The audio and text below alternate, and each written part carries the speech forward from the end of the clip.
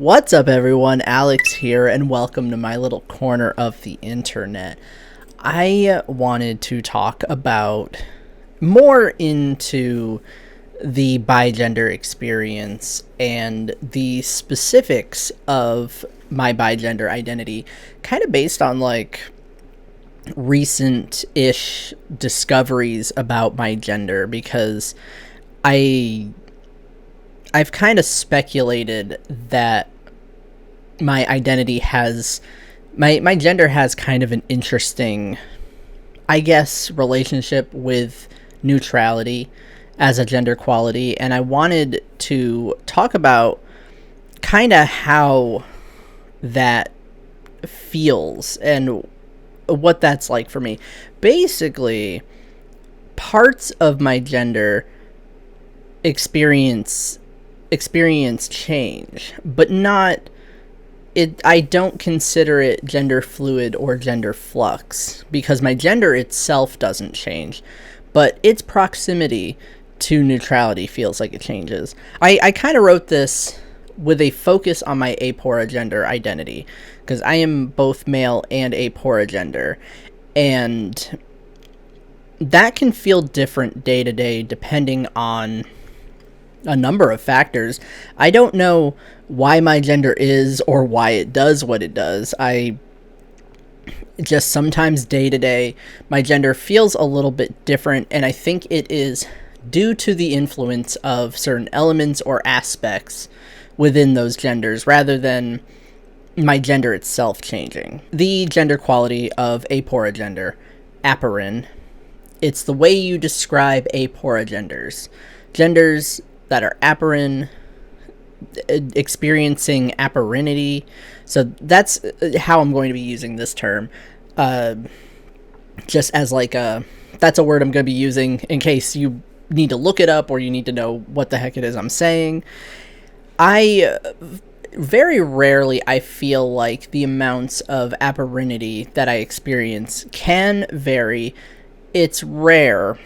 It's a very rare change in the amount of aporinity. And I say aporinity and not neutrality because aporinity also includes mavrinity. So I talked about being trans-mavrin and having this unambiguous abinary gender quality, not neutral, just kind of its own gender quality that doesn't fit with typical categorizations of gender. So as far as I can tell, my genders are entirely static.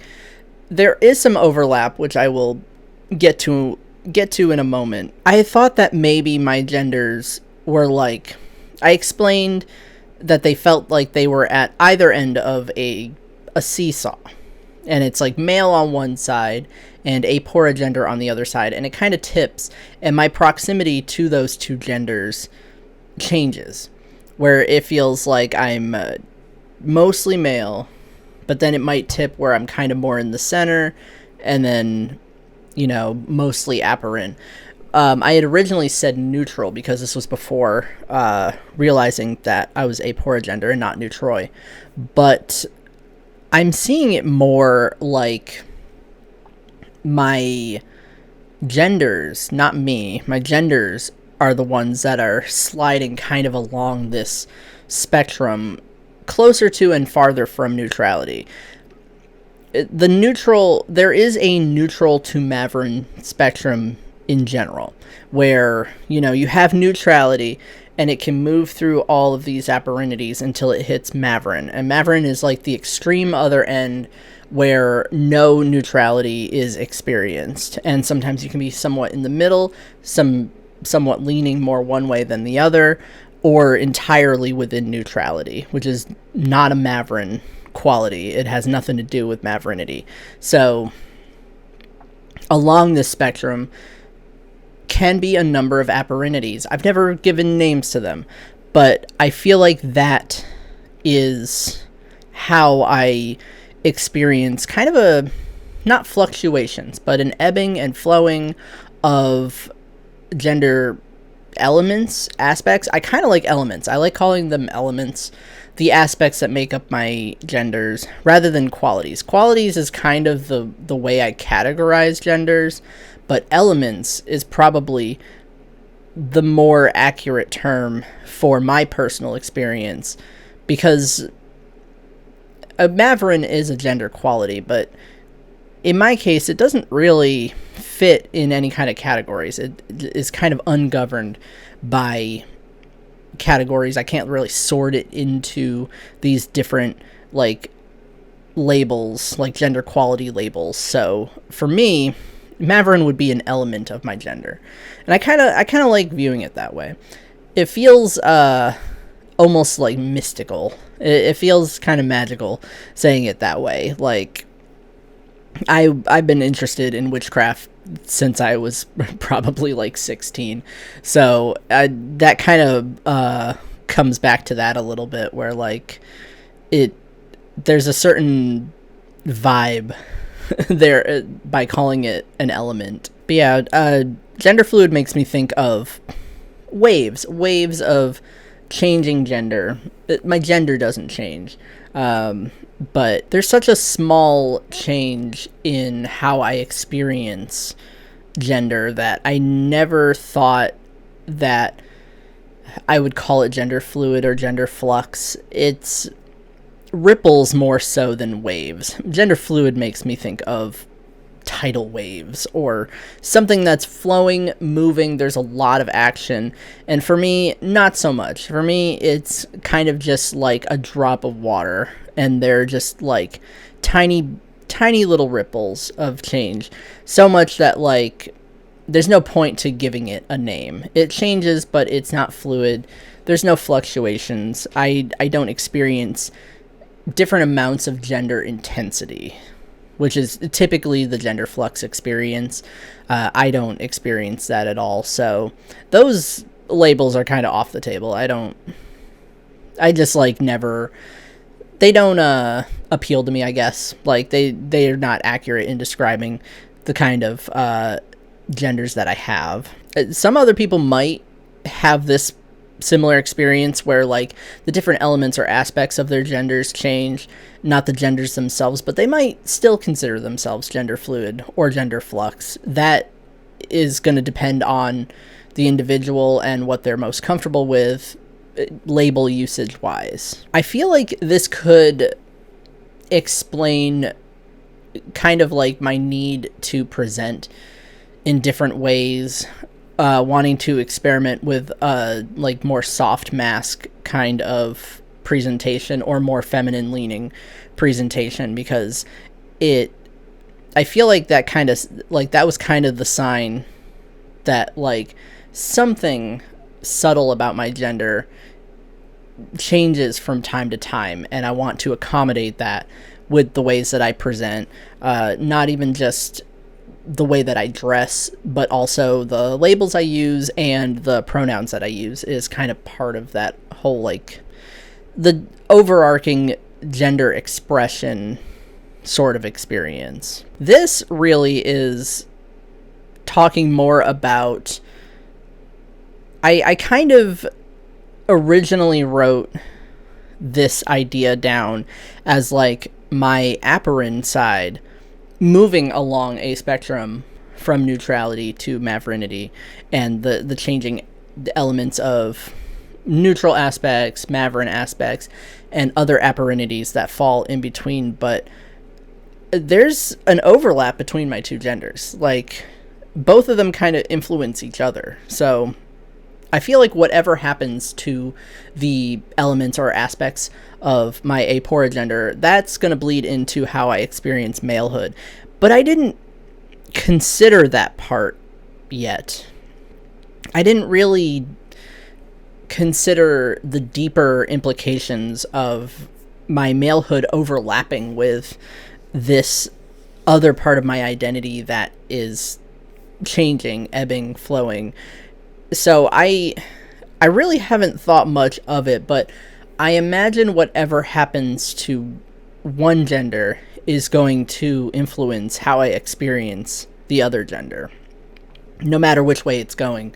My malehood, if I'm maybe experience more if I feel like my malehood is more of a binary malehood one day, I don't know if that really happens, but I imagine that probably affects the amount of aporinity that I experience, probably pulling it away from neutrality a little bit, because neutrality is outside of the binary.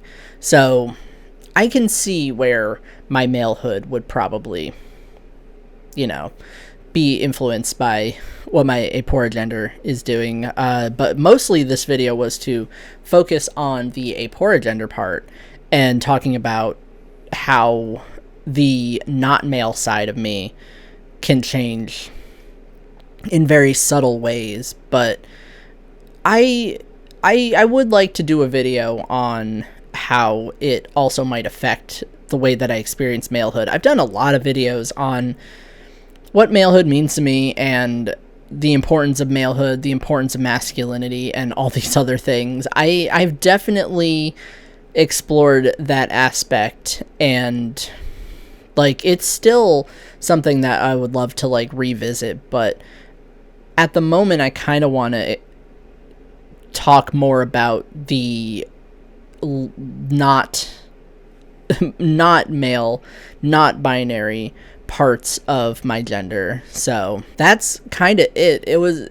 a very short video, just something more speculative than anything. I think I wrote about this on the YB3 blog, talking about how I experience all these different aporinities, but my genders are static otherwise. And I talked about it in a YB3 zine issue, but it was more geared toward moving closer to malehood and then closer to neutrality along a spectrum, rather than the spectrum of aporinities. So I'm kind of reframing how I view this thing. But yeah, that's kind of it. That's what I have for today. Just a shorter video, kind of poking around at some intricacies that I haven't quite looked into, because I came out as male and neutroy. I came out as bigender, and I was always exploring the limitations of neutrality and how far I could take that concept and apply it to how I experience my own gender. And then I recently came out as aporigender. It turned out that other gender was not neutroy, it's aporigender. And so that's where I'm kind of going back to that idea of poking around and seeing the limitations of aporinity and how far aporinity can go if I explore all the little minute details. I remember talking about it on the YB3 blog, talking about how I thought it was interesting that aporigender, in its definition, in its original definition when it was coined, mentions that it encompasses a strongly gendered feeling. And that was interesting to me, because just about all neutral genders fall under aporigender. That's what the community has collectively kind of interpreted this gender. But neutral is not a strongly gendered quality. And so I wondered why it fell under aporigender. It's like people had forgotten that strongly gendered aspect, which sounds more like maverick. It's a maverin gender that is abinary and strongly gendered and non-neutral. That's a word that I came up with, gravinous, which is non-neutral. There's a wiki page for it. I'm not gonna explain it, but if you look it up, you'll be able to find why I had coined that term and where that the root word came from. But it's interesting that that's how aporigender's been interpreted, is encompassing neutral genders, maverin genders, a lot of otherinities, a lot of different experiences. But it's interesting to me that neutrality is almost always automatically aporigender. unless people are using neutral to talk about like genderlessness. Genderless does not fall under aporigender. Agender does not fall under it. Nothing like gender void. And the genderless aspects of neutroid do not fall under it either. I would say neutroid doesn't fall under aporigender at all based on its original definition.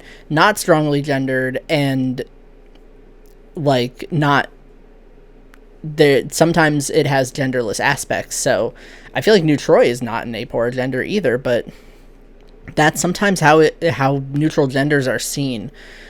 And I'm like, I want to know. I wish I could find the person who originally coined aporigender. I have no idea where this person went because I wasn't around when it was originally coined, or at least like I had not been made aware. This would have been, I think, in 2014. So a lot of very important gender terms were coined in 2014. And I like kind of missed out on all of it because I was still I was like freshly out as a transgender man and like nothing else. Non-binary was not a thing that I ever thought was possible for me. It's not a term it wasn't a term I thought I could use. So I didn't touch it, and I didn't question much of my gender at the time because it was 2014. I was 24 or 25 years old, or 23, 24 years old. So I just like it's interesting how much I missed out on and how much I'm seeing now, like seeing all of these blogs have kind of like they've made an enormous difference in the community, and then they've just like left. And I don't know who these people were, where they moved to, and what they're doing now, like in terms of like, you know, being a part of the queer community. And like, I don't know if the person who coined aporigender coined any more terms or anything like that. So like, I wish that I could sit down with this person and understand what their intent was for aporigender, and why neutral genders fall under aporigender despite that strongly gendered, like the strongly gendered part might refer to just like it's not agender, it's not tied to genderlessness. That could have been the intent, but mavrinity is also a strong inner sense of gender, and I don't know if that's the same concept. Like the strong inner sense of gender is referring to being not neutral, being gravinous. So I'm curious, like on these concepts. I just want to know more. I want to, like, aporigender is not talked about a lot, and I want to see more of what it has to offer, what it encompasses. Anyway, that's all I had to like talk about. It was going to be a short video, and then I started talking about aporigender. But if anyone has any more information, if anyone is aporigender themselves, definitely let me know. I want to know more about this identity because I'm still exploring. I mean, I'm exploring my trans maverick identity, and that's even less talked about. Like, it's kind of hard to find trans maverick content on Tumblr. It's a lot of like people making flags, coining terms, but not very many people talking about their personal experiences. The trans maverick tag is so empty on Tumblr, and I want more. I want to find my people, pretty much. I want to find more people who are having the same experiences that I am, or, you know, similar experiences. Not the same, but, you know, using the trans maverick label, and I want to see, like, why they use it versus, like, why I use it, kind of thing. Like, that, I need that so much. But anyway, aporigender. I've talked about it a lot on this channel. I have a couple videos on aporigender, what it means, on aporinities, and like what falls under that whole umbrella. I like, I've definitely talked about it before, and there is so much more exploration to come. Anyway, I am signing off for now. See you later.